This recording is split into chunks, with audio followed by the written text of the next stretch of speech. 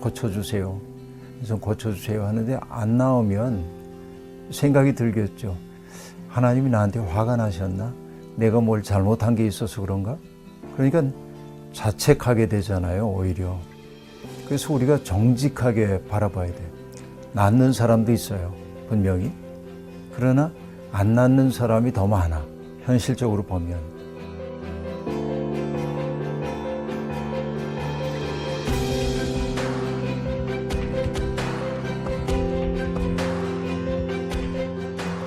안녕하세요. 저는 청파교회 김미성 목사입니다.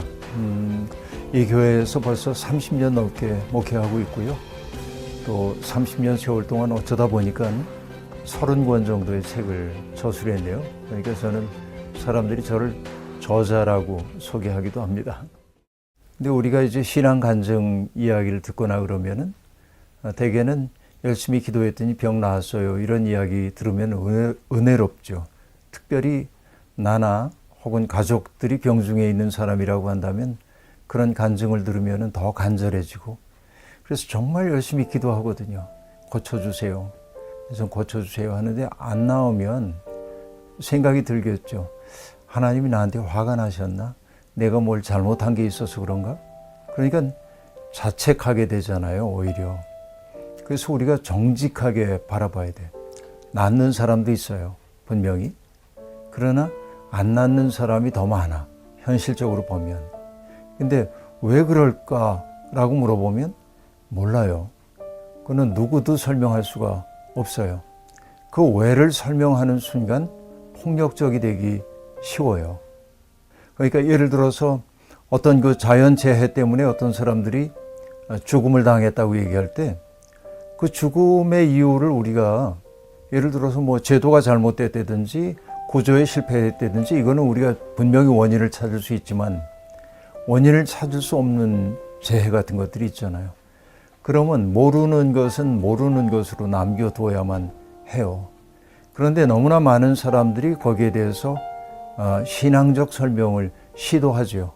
그것 때문에 오히려 내가 믿음 없는 사람처럼 느껴지고 자책감이 더 깊어지고, 이거는 우리가 정말 피해야 할 오류 가운데 하나라고 볼 수 있어요. 세상이 그렇게 간단하게 설명 가능하면 시편도 안 나왔을 거예요. 시편은 두 가지 소리가 있거든요. 하나는 하나님의 현존을 경험하고 있는 사람들의 기쁨의 찬가, 그 속에는 찬양이 있죠. 감사가 있고. 그러나 살다 보면 하나님이 안 계신 것 같아. 하나님의 부재가 느껴져요. 그래서 느껴지는 곤고함, 하나님 왜 이렇게 멀리 계세요? 하나님 내 사정이 왜 주님 앞에 가려져 있나요? 이런 그 원망들이 터져 나오죠. 이게 시편에 등장하고 있는 탄식시예요. 시 가운데 가장 많은 게 탄식이에요. 그러니까 인간의 삶은 기쁨의 순간보다 어쩌면 탄식의 순간, 알 수 없는 일들이 내 삶을 엄습한 것처럼 느끼는 순간들이 아주 많이 있거든요. 그러니까 인간이 산다고 하는 건 뭐냐면 모름을 안고 살아야 돼요. 설명할 수 없는 일들을 안고 살아야 돼요. 그러나 동시에 우리가 이런 질문을 해야 합니다. 요한복음 9장을 보면 날 때부터 앞을 보지 못하는 사람에 관한 이야기가 나옵니다. 제자들이 고쳐주려고 그랬는데 안 됐어요. 근데 예수님이 이제 이 사람을 고쳐주는데 사람들이 이런 질문을 던집니다. 이 사람이 앞을 보지 못하는 것은 조상들의 죄 때문입니까? 이 사람의 죄 때문입니까? 그렇게 물어요. 근데 그들의 질문의 전제에 있는 것은 뭐냐면 이 사람이 앞을 보지 못하는 것은 누군가의 죄 때문이야 라는 것이죠. 그때 예수님이 하신 말씀은 뭐냐면 누구의 죄 때문도 아니다. 이 사람을 통하여 하나님이 하시려는 일을 드러내려는 것이다. 이 말을 오해하면 안 돼요.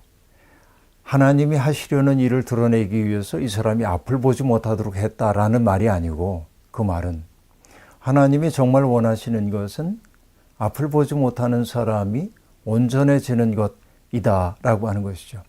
우리가 할 수 있는 대로 그렇게 살아야 하는 것이죠. 설명할 수 없는 일은 설명할 수 없음으로 남겨두고, 그러나 우리가 할 수 있는 일은 뭐냐면 병든 사람들이 있으면은 그 사람 곁에 다가가서 그가 그 어려운 상황을 이겨낼 수 있도록 도와주고, 그리고 할 수 있다고 한다면은 병 나을 수 있는 어떤 길을 마련해 주는 것이 필요하죠. 하나님이 나를 고쳐주실 거야. 그러니까 그런 소망을 우린 가져야죠. 욕심을 가지고 있으니까. 그러나 하나님의 방식과 때는 누구도 알 수가 없어요. 근데 그 고침이라는 게 내가 원하는 방식의 고침일 수도 있는데요.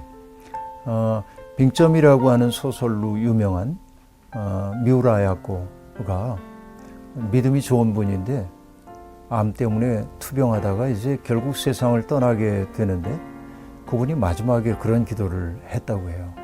하나님, 당신이 하시는 일은 언제나 옳습니다. 왜냐하면 당신은 나보다 나를 더 사랑하시고 나보다 나를 더 잘 아시기 때문입니다. 그렇게 위탁하는 기도를 하거든요. 그럼 병은 낫지 않았지만 그를 괴롭히고 있던 마음의 병은 나은 거거든요. 신뢰 속에서. 그러니까 우리는 기도해야죠. 고쳐주세요. 그리고 하나님이 개입해서 고쳐주시면 감사한데 하나님이 또 다른 방식으로 우리의 삶에 개입할 거라는 믿음을 갖고 맡겨야 할 거라고 봐요.